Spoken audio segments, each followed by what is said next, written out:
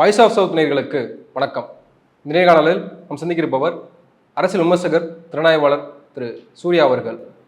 வணக்கம். வணக்கம். இந்திய நாட்டினுடைய எதிர்க்கட்சி தலைவரும் தமிழ்நாட்டினுடைய முதலமைச்சர் மு.க. ஸ்டாலின் அவர்களும் இருவரும் ட்விட்டர் ஸ்பேஸில் பகிர்ந்து கொண்ட செய்திகள் அப்படின்றது பேசுபொருளாகியிருக்கு. குறிப்பாக அவர்கள் இந்த விஷயங்கள் பேசுகிற தருணம் அப்படின்றது ரொம்ப அரசியல் பார்வை நிறைந்த தருணமாகவும் இருக்குது. குறிப்பாக காங்கிரஸ் கட்சியிலிருந்து சில பேர் கார்த்திக் சிதம்பரம் வந்து நம்ம திமுகவை நம்ம எதிர்த்து பேச வேண்டியது இருக்குது, சில குறைகள் இருக்குது அப்படின்னு சுட்டி காட்டியிருந்தார். கூட்டணிக்காக எல்லாத்தையும் அட்ஜஸ்ட் பண்ணிட்டு போக முடியாது அப்படின்ற விஷயமும் பேசப்பட்டுச்சு. அது எல்லா கூட்டணி கட்சிகள்கிட்டையும் இருக்கிறத பார்க்க முடியுது. குறிப்பாக KN நேரு அவர்களும் வரக்கூடிய காலத்தில் 2026 தேர்தல் என்பது முன்பை போல இருக்காது, 2021 போல இருக்காது, அது சில விஷயங்கள் மாறக்கூடும்னு நிறைய எதிரிகள் இருக்காங்கன்னு சொல்லியிருந்தார். அப்படியான தருணத்தில் நிறைய குழப்பங்கள் இருந்தது. விஜய் மாநாட்டுக்கு வந்து ராகுல் காந்தி வருவதாகவும் பல பேசுபொருள்கள் இருந்தது. அப்போது திமுக கூட்டணி உடைகிறதா அப்படின்லாம் பல கேள்விகள் இருந்தது. அதற்கெல்லாம் பதில் கொடுக்கும் விதமாகத்தான் இந்த செய்திகள் பகிர்ந்துக்கப்படுதா? நீங்கள் எப்படி அதை பார்க்குறீங்க? இதில் என்னென்னா, இந்த வீடியோ அவர் வந்து ஒரு யூஎஸில் இருக்கார், பிஸ்னஸ் ட்ரிப் போயிருக்காரு. ஸோ நிறையா இண்டஸ்ட்ரி கொண்டு வர போகிறார். ஸோ அதுக்காக போயிருக்காரு. அங்கே போன இடத்துல வந்து ஒரு சைக்கிள் ஓட்டினார். அவர் வந்து அது ஹாப்பியாக ஒன்று ஷேர் பண்ணியிருக்காரு ட்விட்டர், அவரோட எக்ஸ் தளத்தில். ஸோ அதுக்கு தான் ராகுல் காந்தி வந்து ஒரு ரிப்ளை போட்டிருக்காரு. முதல்ல வந்து முதலமைச்சர் அவர்கள் அதில் அந்த அந்த சைக்கிளிங் போனது வந்து இதுலேருந்தே ஒரு குறியீடு இருக்குது. என்னென்னா, நிறைய பேர் இங்கேருந்து என்ன சொன்னாங்க, முதலமைச்சர் வந்து உடம்பு சரியில்லை, அவரால் நடக்க முடியல, இது மாதிரி நிறைய குற்றச்சாட்டுகள் வந்தது. அதை விட இப்போ வந்து அவர் வந்து யூஎஸ் பிஸ்னஸ் ட்ரிப் போகும்போது அதுக்கு என்னன்னாங்க, அவர் பிஸ்னஸுக்காக போகலை, அவர் மருத்துவ ரீதியாக சில ட்ரீட்மெண்ட் எடுக்க வேண்டியிருக்கு, அதுக்காக போகிறாங்க, அவங்க வந்து பிஸ்னஸ் ட்ரிப்ன்ற பேரில் போகிறாங்க அப்படின்னா நிறையா வந்து வதந்திகளும் புராணிகளும் ஏற்பட்டது. நிறையா இன்டலெக்சுவல்னு சொல்கிற ஆட்களே வந்து இதை வந்து வேணுனே இந்த மாதிரியான அவதூறுகள்லாம் பரப்புனாங்க. அதுக்கு ஒரு பதிலாகவே வந்து நான் வந்து ரொம்ப ஹெல்த்தியாக இருக்கேன், ஆரோக்கியமாக இருக்கேன். ஒரு இடத்துல பார்த்தீங்கன்னா ஒரு கையை விட்டுட்டு ஒரு கையை வச்சு ஆட்டுவார், பார்த்துருப்பீங்க நீங்கள். ஸோ அந்தளவுக்கு நான் ஸ்ட்ரென்த்தாக இருக்கேன், என்ன நடக்க முடியாதுன்னு சொல்கிறீங்க, நான் ஒன்றும் ட்ரீட்மெண்ட்டுக்கு வரல, நான் பிஸ்னஸ் தான் வரேன்னா நிறைய தொழில் ஆயிரக்கணக்கான கோடிக்கணக்கான பிஸ்னஸ் வந்து வந்துட்டுருக்கு. ஸோ அது முதல்ல வந்து அது முக்கியமான ஒரு செய்தியை வந்து சொல்லுது. அதுக்கடுத்தது வந்து என்னென்னா, ஒரு பகிர்றாரு நாடாளுமன்ற எதிர்க்கட்சி தலைவர் ராகுல் வந்து முன்ன மாதிரி சாதாரண நாளில் இன்றைக்கி ஒரு எதிர்க்கட்சி தலைவராக இருக்கார், காங்கிரஸ் தலைவராக இருக்கார். அவருக்கு இதுக்கு ரியாக்ட் பண்ண வேண்டிய அவசியமே கிடையாது. இது ஒரு கேஷுவலாக அவர் ஒரு சைக்கிளிங் போகிறது, அவர் வந்து போகிறார் அப்படின்னா அவர் பக்கம் ஒரு சமிக்கை வருது. இங்கே நிறைய வதந்திகளும் பொருளைகளும் கிளப்பப்பட்டிருக்கு. என்ன, நீங்கள் சொன்ன மாதிரி தான் காங்கிரஸ் கூட்டணியிலேருந்து போயிடும். நிறைய மூத்த பத்திரிகையாளர்களும் ஊடகங்களும் இதே தான் இப்போ கிட்டத்தட்ட இந்த ஒரு மாதமாக என்ன பண்ணுறாங்க, திமுக கூட்டணி பிரியும் பிரியும் பிரியும் பிரியும்ன்றாங்க. ஜெயக்குமார் ஒரு பக்கம் பேசுகிறாரு, இந்த பக்கம் ஊடகங்கள் பேசுது, இந்த பக்கம் பத்திரிகையாளர்கள் பேசுகிறாங்க, எல்லோரும் சேர்ந்து இது பேசுகிறாங்க. பேசும்போது அது சொன்ன மாதிரி இப்போ 2 நாளைக்கு முன்னே செய்திகள் கூட ஊடகத்திலே செய்தி வந்தது. அது வந்து என்னென்னா, விஜயோட மாநாட்டுக்கு வந்து ராகுல் காந்தி அழைக்கப்பட்டிருக்கார், அவர் கண்டிப்பாக வருகிறார் அப்படின்லாம் செய்தி வந்தது. அது அப்புறம் காங்கிரஸ் பக்கத்துலாம் மறுத்துட்டாங்கன்னு வச்சுக்கோங்களேன். பட் யாருக்கும் அஃபீஷியலாக மறுத்தாங்களா இல்லை அஃபீஷியலாக உண்மையாக பொய்யா அந்த நாளுக்காக எல்லாருமே காத்துக்கிட்டு இருந்தாங்க. இந்த நேரத்தில் தான் இதோட ட்வீட் வந்து ரொம்ப ரொம்ப ரொம்ப முக்கியமான ஒரு ட்வீட்டு. இது நம்ம சும்மா சாதாரணமாக அவர் ஒரு கேஷுவலாக போட்ட ட்வீட்லாம் கிடையாது. டெஃபினட்டாக இது ஒரு சமிக்கை, அதாவது தமிழ்நாட்டுக்கு சமிக்கை. என்னென்னா, நான் வந்து ஜம்மு காஷ்மீரில் இருக்கேன், நான் ஒன்றும் தமிழ்நாட்டில் ஒன்றும் பார்க்காதில்ல, அவர் முதலமைச்சர் போகிறது கூட பார்க்குறேன் அப்படின்னா என்ன சொல்ல வர்றாருன்னா, அவர் வந்து விஜய் பக்கம் இருக்கிற இவங்க சொன்ன ஹேசியங்களை உடைச்சிட்டார். அதுக்கடுத்து திமுக கூட்டணி பக்கம் இருந்து காங்கிரஸ் வெளியே போகணும். காங்கிரஸ்லேயே இப்போ கார்த்திக் சிதம்பரம் மாதிரி ஆட்களுக்கு விருப்பமாக கூட இருக்கலாம், அவர் வேறு ஏதாவது எண்ணத்தில் இருக்கலாம். சில பேர் வந்து ஏடிஎம்கே கூட கூட்டணி போகிறதுக்காக ரொம்ப வருஷமாக, இன்றைக்கி இல்லை 2019 ட்ரை பண்ணிகிட்டு இருக்காங்க. காங்கிரஸில் இருக்கிற சில பேர் வந்து அதிமுக கூட்டணியில் போகிறதுக்கு வந்து, ஏன்னா அவங்களுக்கு அடிப்படையிலே திமுக மேலே சில விருப்புகள்லாம் இருக்கும், ரொம்ப வருஷமாக இருக்கிறது. ஸோ அவங்களுக்கு வந்து என்னென்னா, அதிமுக கூட போகணும் அப்படின்றது ஒரு இதில் அவங்க வந்து இந்த பொருளையை வந்து அவங்க சைட்லேருந்து கிளப்பி விட்றது, இந்த மாதிரிலாம் இருக்கும்போது ஸோ அவங்களுக்கு ஊடகங்களுக்கும் ஒரு செய்தி சொல்லிட்டார். என்னென்னா, அது எவ்வளோ க்ளோஸாக சொல்கிறாரு, நான் வந்து சென்னையில் வந்து உங்கள் கூட நான் வந்து சைக்கிள் ஓட்டணும் அப்படின்னா த பாண்டிங் பிட்வீன் தி 2 லீடர்ஸ் எப்படின்னு இருக்குன்னு பார்த்துக்கோங்களேன், அவ்வளோ இன்டாக்டாக இருக்காங்க. ஸோ அது வந்து என்னென்னா, நானும் வந்து ஸ்வீட் பாக்ஸ் கொடுக்க வேண்டியது பாக்கி இருக்கு. அதான் அதுக்கு அடுத்து சொல்கிறேன். அதுக்கு அடுத்து முதலமைச்சர் என்ன சொல்கிறாரு, ஆமாம் எனக்கு ஒரு ஸ்வீட் பாக்ஸ் வந்து பெண்டிங் இருக்குது, உங்களுக்கு தரணும், வாங்க கண்டிப்பாக உங்களுக்கு தரேன், லஞ்ச் சாப்பிடுவோம், சென்னையில் சவுத் இந்தியன் ஃபுட்டு நான் தரேன், ஜாலியாக ஒரு நாள் இருப்போம் அப்படின்லாம் சொல்லியிருக்காரு. ஸோ 2 பேருக்கு இருக்கிற பாண்டிங் பயங்கரமான பாண்டிங். ஸோ இதுலேருந்து என்ன செய்தின்னா, ஊடகங்களுக்கும் இந்த மூத்த பத்திரிகையாளர்கள்னு சொல்கிற சில பேருக்கு இவங்களுக்கெல்லாம் ஒரு செய்தி என்னென்னா, நான் வந்து திமுக கூட்டணி கூட தான் இருக்க போகிறோம். அதுக்கடுத்து காங்கிரஸ்காரங்களுக்கு இது தேவையில்லாத, நீ வந்து அன்னெசரியாக வந்து குழப்பத்தை உண்டாக்காத, நாங்களும் அவங்களும் ரொம்ப க்ளோஸாக தான் இருக்கோம், தலைமை கரெக்டாக தான் இருக்குது, நீங்கள் பேசாமல் இருங்க அப்படின்றது. இதுதான் வந்து நீங்கள் வந்து ராகுல் காந்தி போட்டதோட முக்கியமான ஒரு ஆனால் இப்போ கே நேரு சொன்னார் இல்லையா, அதாவது எதிரிகள் நிறைய ஆயிட்டாங்க, அதனால் வந்து நிறைய மாற்றங்கள் ஏற்படுவதற்கான வாய்ப்புகள் இருக்குது அப்படின்னு. அப்போது அது அச்சத்தின் வெளிப்பாடு எடுத்துக்கிறத, நிறைய எதிரிகள் இருக்கிறனால நம்ம கூட்டணி உடச்சிருவாங்க, அது ட்ரை பண்ணுவாங்க அப்படின்ற அதுலேருந்து பேசுகிறாரா? இல்லை நேரு பேசினது வந்து லால்குடியில் தான் பேசினார், 2ஆம் தேதின்னு நினைக்கிறேன் பேசினார். அவர் அங்கே கூட்டணி வார்த்தையே சொல்லலை. அவர் என்ன சொல்கிறாருன்னா, நமக்கு 2021 தேர்தல் மாதிரி வந்து களம் வந்து சுமூகமாக இருக்காது. ஒரு பக்கம் சீமான் நம்மளை திட்டிகிட்டு இருக்காரு, இன்னொரு பக்கம் ஏடிஎம்கே வந்து அவங்க தலைமையில் கூட்டணி அப்படின்னு சொல்கிறாங்க, பாஜக நமக்கு எதிரி, பாமக நம்மளை திட்டிக்கிட்டே இருக்காங்க, நடுவில் இப்போ வந்து விஜய் ஒரு கட்சியை ஆரம்பிக்கிறாரு, ஸோ அதுவும் நமக்கு எதிராக தான் இருக்கும். ஸோ நமக்கு ஆல்மோஸ்ட் வந்து 5-6 நமக்கு எதிரிகள் வந்து வருவாங்க. ஸோ இவங்களை நம்ம களத்தில் சமாளிக்கணும். என்னென்னா, இவங்க டார்கெட் 200, அவங்க வந்து தோற்றுருவோம் அப்படி இல்லை. அந்த அவங்க வந்து என்னென்னா களத்தில் வந்து அவர் தயார்படுத்துகிறார்.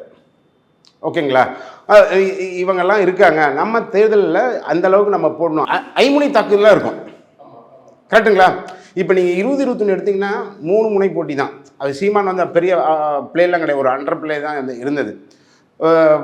மக்கள் நீதி மையம் இருந்தது, அதுவும் பெரிய லெவல்லாம் கிடையாது. பட் அன்னைக்கு ஏடிஎம்கே டிஎம்கே தான் மெயின் வந்து அலையன்ஸு. ஏடிஎம்கே தலைமையில் பிஜேபி பாமக இவங்கெல்லாம் இருந்தாங்க, தேமுதிகலாம் இருந்தாங்க. இந்த பக்கம் திமுக தலைமையில் இப்போ இருக்கிற அதே இதுதான் இருக்குது. ஸோ இது வந்து என்னென்னா, உங்களுக்கு வந்து அப்போ ஒன்றும் பெரிய பிரச்சனை இல்லை.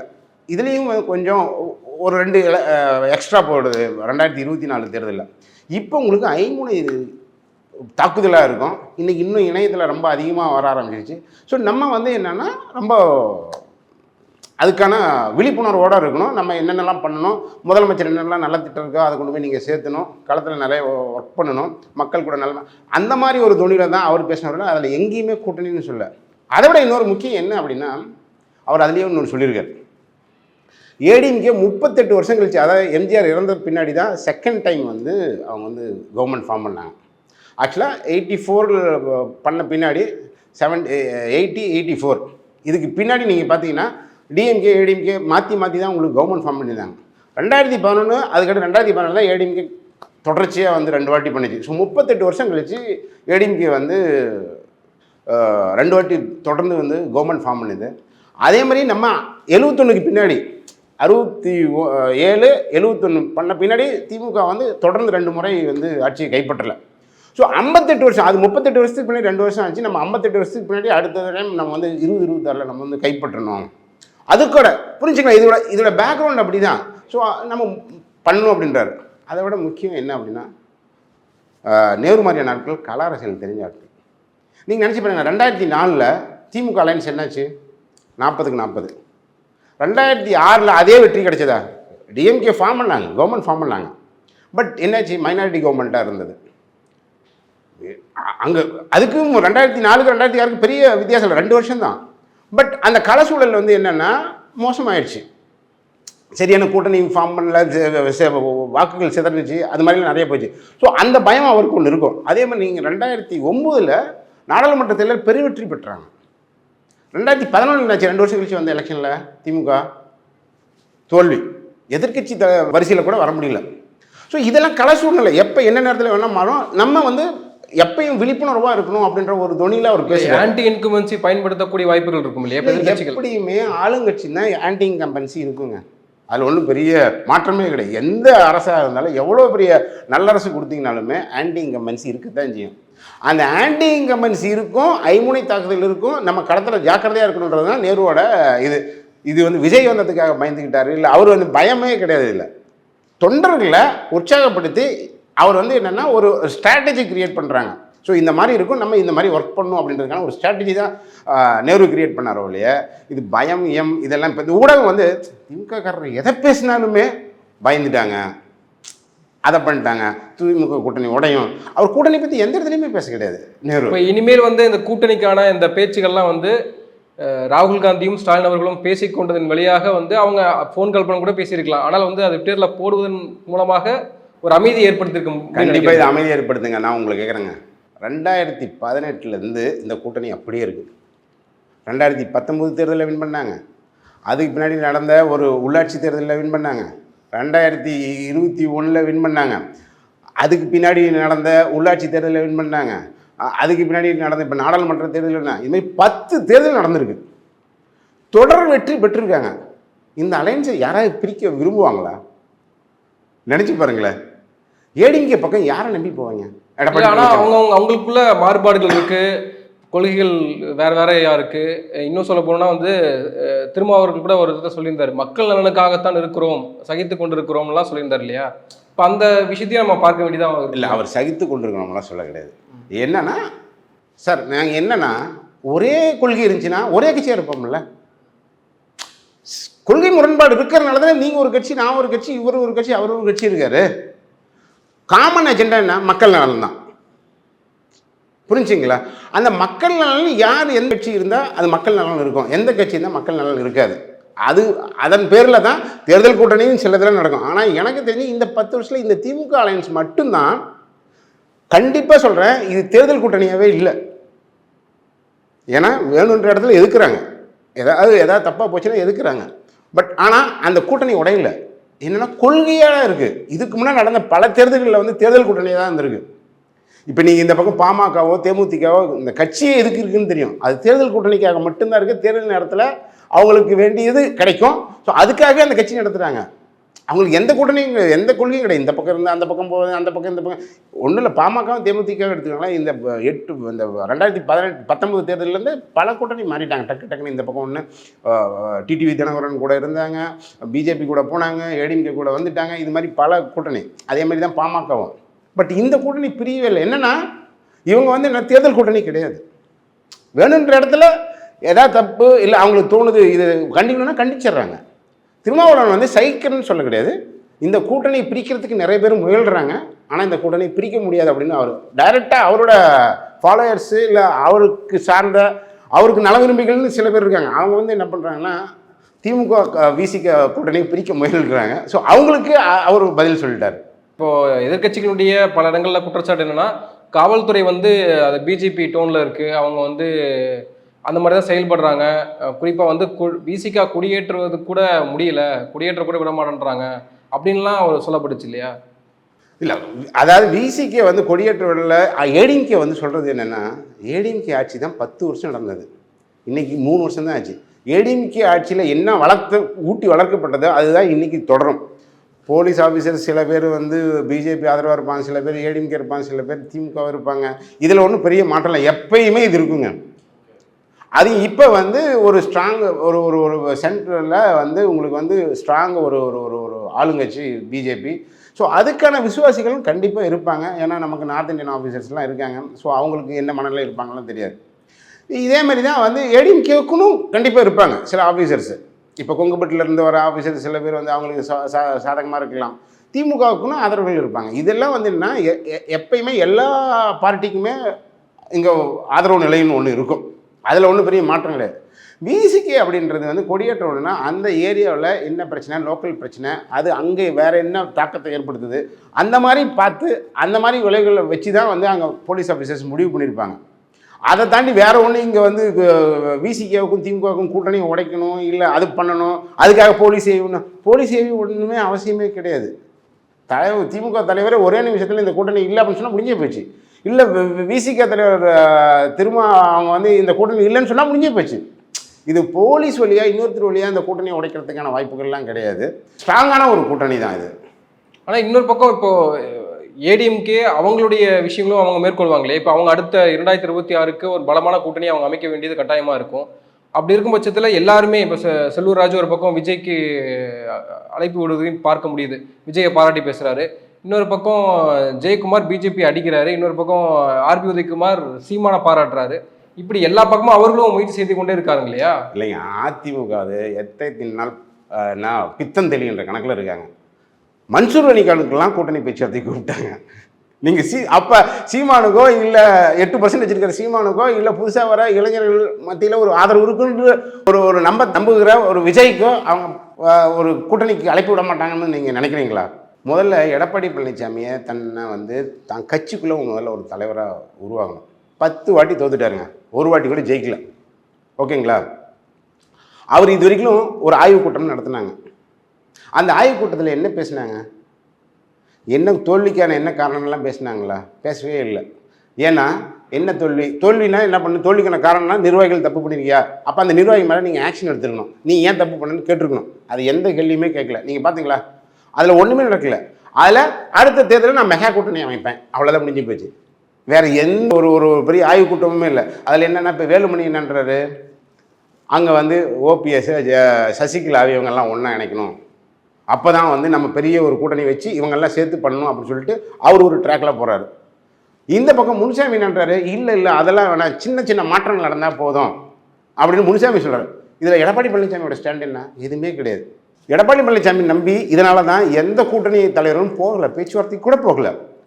நீங்கள் தேர்தல் நெருங்குற காலத்தில் வந்து ஸ்ட்ரீட் ஷேரிங் பிரச்சனை வருகிற பொழுது அந்த பக்கம் திமுக கூட்டிலேருந்து சில பேர் அங்கே ட்ரை பண்ண வாய்ப்புகள் இருக்கும்ல? இல்லை, திமுக பக்கம் வந்து போகிறத விட நான் என்ன சொல்கிறேன்னா 2024 இதே தான் சொல்கிறார், நான் மெகா கூட்டணி அமைப்பேன், திருமாவுக்கு நான் அவ்வளோ கொடுக்குறேன் சொன்னார். இல்லை இப்போ ஜெயக்குமார் வச்சு பேச வச்சாங்கல்ல, நான் வந்து திருமாவுக்கு வந்து இவ்வளோ சீட்டு தரேன், காங்கிரஸுக்கு இவ்வளோ சீட்டு தரேன் சொன்னாங்கல்ல. திருமா போன தேர்தலில் ஒரு வார்த்தை சொன்னாருங்க, திமுக இந்த சட்டமன்ற தேர்தல் தான் சொன்னார், 6 தொகுதிகளை கேட்டு பெறவில்லை, நாங்கள் 6 எம்எல்ஏக்களை வாங்கியிருக்கிறோம் அப்படின்னார். இந்த பக்கம் இருந்தால் நிச்சயம் வெற்றிங்க, அந்த பக்கம் போனால் வெற்றி பெறுவோமா, பரமாட்டமா, டெபாசிட் கிடைக்குமா, கிடைக்காதா, எதுவுமே தெரியாது. இதை நம்பி நீங்கள் எப்படி எடப்பாடி பழனிசாமி பின்னாடி போவீங்க? அதான் சொன்னேன், எடப்பாடி பழனிசாமி முதல்ல ஸ்ட்ராட்டஜியே கிடையாது, நீங்கள் ஒரு ஆக்ஷன் கிடையாது. நீங்கள் வந்து யார் மேலே இந்த பக்கம் வேலுமணி ஒரு பக்கம் தனியாக பேசுகிறாரு, உங்களுக்கே தெரியும் முட்டாள் முதல்கள் பயங்கரமாக இருக்குது. ஸோ அவங்களால கட்சி நடத்தவே முடியல. முதல்ல அவரை வந்து ஒரு தலைவராகவே அங்கே இருக்கிற ஆட்கள் யாருமே ஏற்றுக்கல. இதில் அவர் எங்கே போய் கூட்டணி பேச்சுவார்த்தையெல்லாம் நடத்த போகிறாருன்னு எனக்கு தெரியல. இதில் வந்து சீமானும் விஜயும் இணைந்து ஒரு அரசியல் செய்ய போகிறாங்க, அது வந்து ஒரு தாக்கத்தை ஏற்படுத்தும்னு சொல்லப்பட்டுச்சு. ஆனால் இப்போது வேறு மாதிரியாக சீமான் வந்து இல்லை, கூட்டணி இல்லை அப்படின்ற மாதிரி தான் அவர் அந்த டோனில் தான் இருக்கார். அப்போ விஜய் தனித்து களம் காண போகிறாரா, இல்லை விஜய் கூட யாரெல்லாம் சேர போகிறாங்க அப்படின்ற ஒரு விஷயம் இருக்குல்ல, அதை நம்ம எப்படி எடுத்துக்கிறது? இல்லை, இதில் நீங்கள் பார்த்தீங்கன்னா சீமானுக்கு வந்து ஏன் வந்து விஜய் கூட சேரணும் இருக்கிறதுன்றதுல வந்து ஒரு ஆர்வம் இருக்குது அப்படின்னா, சீமானுக்கு இப்போ பிரச்சனை என்னென்னா, நீங்கள் உங்களுக்கு தெரியும் திராவிட கட்சிகளுக்கு ரெண்டுக்கும் ஏடிஎம்கே டிஎம்கேவுக்கு அது ஒஸ்ட்டு சினாரியோ பெஸ்ட்டு சினாரியோ எடுத்துட்டிங்கன்னா கூட, பெஸ்ட்டு சினாரியோனா குறைந்தபட்சம் 85-90% வாங்குவாங்க ரெண்டு கட்சியும் சேர்ந்து. ஒஸ்ட்டு சினாரியோ 70% வாங்குவாங்க. மீதி இருக்கிற 30 வருஷ சினாரியோ வச்சுட்டிங்கன்னா 30% தான் மற்ற இருக்கிற தமிழ்நாட்டில் இருக்கிற எல்லா கட்சி புதுசாக ஆரம்பிக்கிறீங்க, எதிர்ப்பு ஓட்டு நோட்டா கீட்டா எல்லாம் சேர்ந்தே 30% தான். ஆல்ரெடி உங்களுக்கு பிஜேபி இருக்குது. நான் சொல்கிறது என்னென்னா கூட்டணி கட்சிகளை தாண்டி நான் சொல்கிறேன் 70% இவங்க ரெண்டு கட்சி மட்டுமே வாங்குவாங்க. அப்போ காங்கிரஸுக்கு ஒரு ஓட் பேங்க் இருக்குது, விசிகாவுக்கு ஒரு ஓட் பேங்க் இருக்குது, இடதுசாரிகளுக்கு ஒரு ஓட் பேங்க் இருக்குது, பாஜகவுக்கு ஒரு ஓட் பேங்க் இருக்குது, பாமகவுக்கு இருக்குது, சீமானுக்கு இருக்குது, இப்படி எல்லாம் நிறையா இருக்குது. ஸோ இதில் பார்த்தீங்கன்னா ஆல்ரெடி வந்து 25% 28% இருக்கும், மீதி 2% 3% தான் லெஃப்ட் ஓவர் இருக்கும். அதுதான் நீங்கள் சொல்கிற விஜய்க்கு உளுந்தா. அப்போ விஜய்க்கு புதுசாக எக்ஸ்ட்ரா வரணும் அப்படின்னா யார் இருந்து வரும்? அவர் இப்போ கட்சி யாரை எதிர்த்து பண்ண போகிறாரு? ஒரு கட்சி ஒரு மாநிலத்தை ஆரம்பிக்கிறாங்கன்னா அந்த கட்சி எதிர்கட்சி எதிர்த்து ஆரம்பிக்குமா இல்லை ஆளுங்கட்சி எதிர்த்து ஆரம்பிக்குமா? அப்போ திமுக எதிர்ப்பு வாக்குகள் தான் வந்து விஜய்க்கு போகும். அது நல்லா தெரியும். அவர் வந்து இங்கே இந்த பக்கம் அண்ணா கட்டுறாரு, எம்ஜிஆர், இதெல்லாம் சும்மா அவர் வந்து வாக்கு 2 பேருமே இளைஞர்கள் வாக்கு தான் குறி வச்சு வர. அதுதான் சொல்ல வரேன். என்னன்னா அப்போ உங்களுக்கு வந்து போக வேண்டிய இளைஞர்கள் வாக்கு தான் வந்து விஜய்க்கு போகும். சீனியர்ஸ் எல்லாம் போடுவாங்களான்னு தெரியாது, பெரிய ஆட்கள்லாம். ஏன்னா அவங்க வந்து இந்த 2 கட்சிக்கும் வாக்களித்து இந்த 2 கட்சியால் சமூக நலத்திட்டங்களெல்லாம் நிறையா அனுபவித்த ஆட்கள் இளைஞர்களுக்கு. சீமானுமே வந்து ஒரு குற்றச்சாட்டு முடிச்சிருந்தார் இல்லையா? இப்போ தமிழக அரசு வந்து பள்ளி மாணவர்களுக்கு கொடுக்கக்கூடிய 1000 ரூபாய் தொகையாக இருக்கட்டும், இதெல்லாமே வந்து வாக்கரசியலை மைய வைத்து தான் இதெல்லாம் நடத்துகிறாங்க. இல்லைங்க, அந்த மாணவர்கள் வந்து வாக்கு போட்டு தான் திமுக நிறைய. நான் வந்து முன்னே சொன்னேன், ஒரு வேற ஒரு இதில் சொல்லியிருக்கேன். 2009 புதுரை வண்ணார் அப்படின்னு ஒன்று கேள்விப்பட்டிருக்கீங்களா? அது வந்து என்னென்னா நம்ம வந்து இந்த வர்ணாச்சிர அடிப்படையில் இவங்க பண்ணியிருக்க இந்து மதப்படி வந்து தலித்துகள் தான் நம்ம வந்து கடைநிலை அப்படின்ற மாதிரி இந்த வர்ணாச்சிர அதுக்கு கீழே இருக்கிற படிநிலையில் இருக்கிறவங்க தான் புதுரை வண்ணர். அவங்க தமிழ்நாட்டில் மொத்தமாகவே ஒரு 15,000 25,000 பேர் தான் இருப்பாங்க. அது திடீர்னு அப்போ தான் புதுரை வண்ணரை பற்றி கேள்விப்படுறாங்க. கேள்விப்பட்டோன்னே கலைஞர் போன உடனே அவங்களுக்கு ஒரு நலவாரியம் ஆரம்பிக்கிறார். இன்றைக்கி அவங்களுக்கு ரொம்ப நிறைய அவங்களுக்கான ஸ்கீம் போகுது. 15,000 பேர் ஓட்டு போட்டு கலைஞருக்கு வரப்போத திருநங்கை நினச்சி பாருங்களேன். திருநங்கை எத்தனை பேர் இருப்பாங்க? அவங்களுக்காக நலவாரியம் ஆரம்பித்தார். திருநங்கைன்ற ஒரு காயின் பண்ணார். இதெல்லாம் வந்து அவர் வாக்கரசியலுக்காக நான் பண்ணவே கிடையாது. புரிஞ்சுங்களா? நீங்கள் எத்தனை பேர் இப்போ நீங்கள் வந்து இந்த 1000 ரூபா கொடுக்குற அத்தனை பேரும் திமுக ஓட்டு போட்டுருவாங்களா என்ன? அப்படிலாம் கிடையாது. தமிழ்நாடு ஜிஆர் வந்து உங்களுக்கு கிராஸ் என்ரோல்மெண்ட் ரேட் வந்து பாருங்கள், இன்னும் 2 வருஷம் கழிச்சு ரொம்ப அதிகமாக போகும். உங்களுக்கு மேலே வரணும் அப்படின்ற ஒரே ஒரு காரணத்துக்காக ஒரு சமூக நலத்திட்டம் தான் இது. ஸோ இதில் என்னென்னா உங்களுக்கு வந்து பெரிய ஆட்கள் வந்து ஏடிஎம்கே டிஎம்கேக்கு தான் ஓட்டு போடுவாங்க. மீதி இருக்கிற இளைஞர்கள்லாம் வந்து இப்போ கொஞ்சம் பேர் வந்து அண்ணாமலை பக்கம் இருக்காங்க. அதில் ஒன்றும் பெரிய மாற்றுக்கிறதுலாம் இல்லை. அண்ணாமலை பக்கம் கொஞ்சம் இளைஞர்கள் போயிருக்காங்க, சீமான் பக்கம் போயிருக்காங்க, விஜய் பக்கம் போவாங்க. இப்போ இந்த இளைஞர்கள் போகிறாங்கன்னா ஒன்று அண்ணாமலை பக்கம் போகணும், இன்னொன்று சீமான் பக்கம் போகணும். அப்போ இருக்கிற ஓட்டு காலி ஆயிரும். சீமானது வெளியே தெரிஞ்சு போயிடுமா நம்ம ஓட்டு தான் போகுதுன்னு. அப்போ 2 பேரும் ஒரு அலையன்ஸாக வச்சு போட்டிக்கிட்டா சீமான் நாளைக்கு கிளைம் பண்ணலாம், என் ஓட்டு தான் தம்பி விஜய்க்கு போச்சு அப்படின்னு. ஓகேங்களா? ஆனால் விஜய் நினச்சிக்கோங்க, ஒரு புதுசாக ஒரு கட்சி ஆரம்பிக்கிறாரு. சீமான முதலமைச்சர் ஆக்கிறதுக்காக கட்சி ஆரம்பிப்பார்? இல்லை, சீமான் தான் விஜய் முதலமைச்சர் ஆக்கிறதுக்காக? தலைமை தான் பிரச்சனை. தலைமை கண்டிப்பாக இருக்குங்க. சீமான் கண்டிப்பாக தலைமை இருக்கும், விஜய்க்கு தலைமை இருக்கும். இப்போ ஏடிஎம்கே விஜய் கூட்டணி கூட தான் சொல்கிறாங்க. எப்படி வரும்? எடப்பாடி பழனிசாமி முதலமைச்சர் ஆக்கிறதுக்காக விஜய் கட்சி ஆரம்பிக்கிறாரு. ஆக்குனாருன்னா விஜயோட மொத்தமாக வீழ்ச்சி. இத்தனை நாள் அவர் வந்து ஒரு பெரிய ஹீரோவாக இருக்கார்ல, ஃபுல் கம்ப்ளீட் வீழ்ச்சி ஆயிரும். எடப்பாடி பழனிசாமின்ற ஒரு பெரிய ஊழல்வாதி, வெளியே நம்ம சொல்கிறது, அவர் வந்து இவ்வளோ பிரச்சனை பண்ணியிருக்காரு, கொடநாட்டு பிரச்சனைகள் இருக்குது, அவர் சம்பந்தி கான்ட்ராக்ட் பிரச்சனைகள் இருக்குது. கூவத்தூர்லேருந்து எப்படி ஆனாது, அங்கேருந்து எப்படி அதோட காட்சிகள்லாம் பார்த்துட்டு அவர் பின்னாடி வந்து விஜய் போனார்னா விஜயோட ஸ்ட்ராக்சர் அப்படின்னு ஒன்று இருக்குல்ல, அது என்ன ஆகும்? மொத்தமாக காலி ஆயிரும். இல்லை, எடப்பாடி பழனிசாமி வந்து விஜயை வந்து முதலமைச்சராக்கிறதுக்காக ஒர்க் பண்ண போகிறாரா? இவ்வளோ பெரிய நீண்ட நெடிய பாரம்பரியம் கொண்ட ஒரு கட்சி வந்து விஜயை வந்து முதலமைச்சராக்குமா? இதெல்லாம் வாய்ப்பே இல்லைங்க. ஒரே ஒரு வேலை என்ன அப்படின்னா, பிஜேபி ஏடிஎம்கே அலையன்ஸ் வரதுக்கான ஏதாவது வாய்ப்புகள் இருக்கலாம். இப்போ அண்ணாமலை வந்து லண்டன் போயிட்டாரா, இல்லை கரூரில் ஏதோ யாரோ ஒருத்தர் சொல்லியிருக்காங்க கரூரில் ஒளிஞ்சிட்டு இருக்காரு அப்படின்னு, நமக்கு தெரியாது. அது வேணால் ஏதாவது வாய்ப்பு இருக்கலாமா ஒழிய விஜய் ஏடிஎம்கே இல்லை விஜய் சீமான் இந்த அலையன்ஸுக்கு வாய்ப்பே கிடையாது. ஸோ அதனால் இளைஞர்கள் ஓட்டு போகும். திமுக தன்னுடைய இளைஞர் வாக்குகளை வைத்து மட்டுமே வெற்றி பெற்ற முடியுமா? இல்லை, திமுக இளைஞர்கள் மட்டும் இல்லை, உங்களுக்கு பாரம்பரிய வாக்கு இருக்குது, மக்கள் சமூக நல திட்டம் போயிருக்கு, இன்றைக்கி உரிமை தொகை 1000 ரூபா கொடுத்துருக்காரு. நீங்கள் சொன்ன இதே தான், இது வாக்கரசு இல்லை. நான் இவங்கெல்லாம் வந்து என்ன, திமுக திட்டங்களில் பயனடைஞ்சவங்க நிறைய பேர் இருக்காங்கல்ல, அதோட வாக்கு வங்கின்னு பெருசாக இருக்குது. இன்றைக்கி ஜெயலலிதாவுக்கு பெரிய வந்து பெண்களுக்கான ஆதரவு இருந்த ஒரு ஆள் வந்து எம்ஜிஆர் இருந்தார், அதுக்கு அடுத்தது ஜெயலலிதா. இன்றைக்கி அதுக்கு அடுத்தது வந்து பார்த்திங்கன்னா இப்போ முதலமைச்சர் ஸ்டாலினுக்கு அதிகமாக வந்துருச்சு.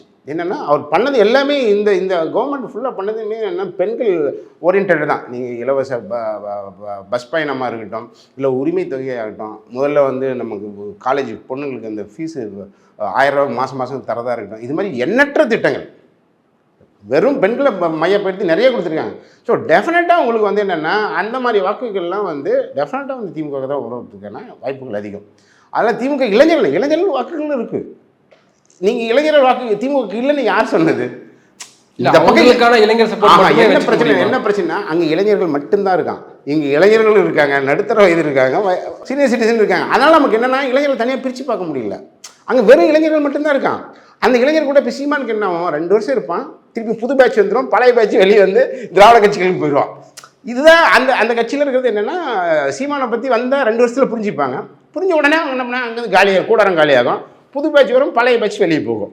இதுதான் வந்து சீமான் கட்சி. அதனால் உங்களுக்கு எப்படி தோணுதா, இளைஞர்கள் ஃபுல்லாக சீமான் பக்கம் இருக்காங்க, இல்லை பிஜேபி பக்கம் போகுது, இல்லை புதுசாக வர விஜய் பக்கம் போகும் அப்படின்னா, இங்கே இளைஞர்களும் இருக்காங்க, நடுத்தர எல்லா எல்லா எல்லா டைப் ஆஃப் பீப்புளும் வந்து இங்கே வந்து ஆதரவு இருக்குது. நான் சொல்கிறது 2 கட்சிக்குமே சொல்கிறேன் நான். விஜய்க்கு வந்து எம்ஜிஆருக்கு அடுத்து விஜயகாந்த் வந்தார் திரையுலகில் இருந்து, அடுத்து விஜய் வருகிறாரு அப்படின்ற ஒரு பார்வை இருக்குல்ல, அந்த லைனப் இருக்குல்ல, அது நம்ம எப்படி எடுத்துக்கிறது? கோட் படத்தில் கூட விஜயகாந்தினுடைய மாஸ்க் கழட்டிட்டு தான் விஜய் வராரு. அப்படின்றப்போ அந்த அரசியலையும் விஜய் மேற்கொள்றாருல்ல.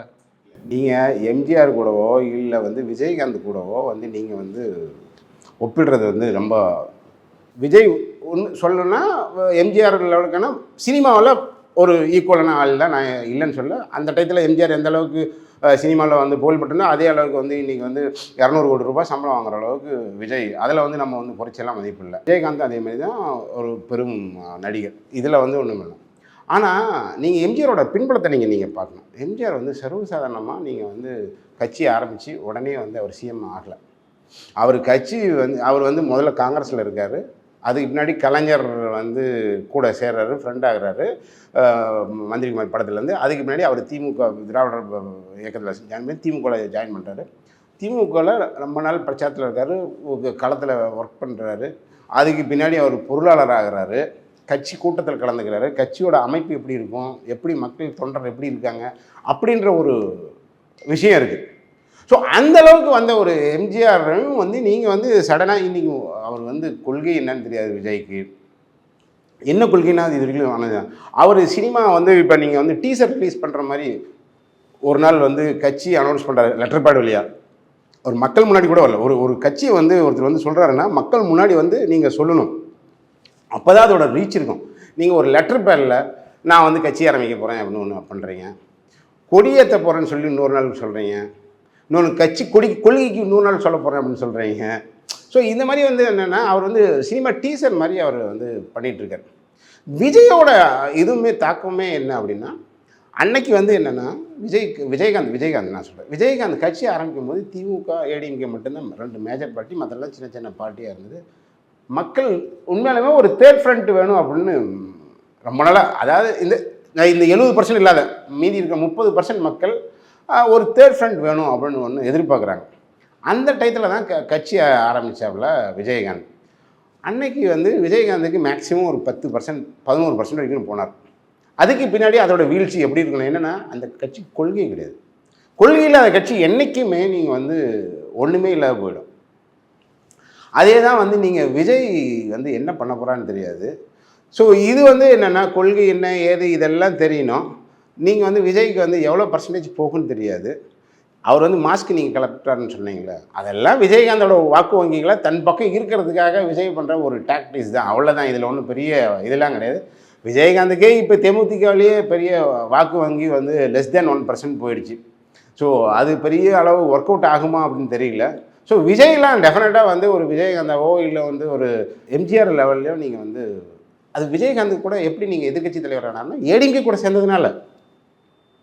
அவர் முதல்ல வந்து என்ன பண்ணார், எனக்கு வந்து திமுகவும் அதிமுகவும் எதிரி அப்படின்னாரு. எப்போ அவரோட சரிவு ஆரம்பிச்சது, ஏடிஎம்கே கூட அலைன்ஸ் வச்சார். அந்த எலெக்ஷனில் வேணால் வின் பண்ணிக்கலாம். அதுக்கு அடுத்தது அன்னையிலேருந்து 2014 ஒன்றும் இல்லாத போச்சு. 2016 14 16 17 19 21 24 எல்லாத்துலேயும் காலி. மொத்தமாக அப்படியே ஃபுல்லாக இறங்கி நீ 0 நிலைமையில் வந்துருச்சு. ஸோ கூட்டணியோ இல்லை வந்து அவங்களுக்கு இருக்கிற செல்வாக்கு வந்து விஜய்க்கு இருக்கிறதுக்கான வாய்ப்புகள்லாம் ஒன்றுமே கிடையாது. நன்றி. பொறுத்திருந்து பார்ப்போம் கடைசியில் எப்படி இருக்குன்னு. உங்கள் நேரத்துக்கு மிக்க நன்றி. நன்றி.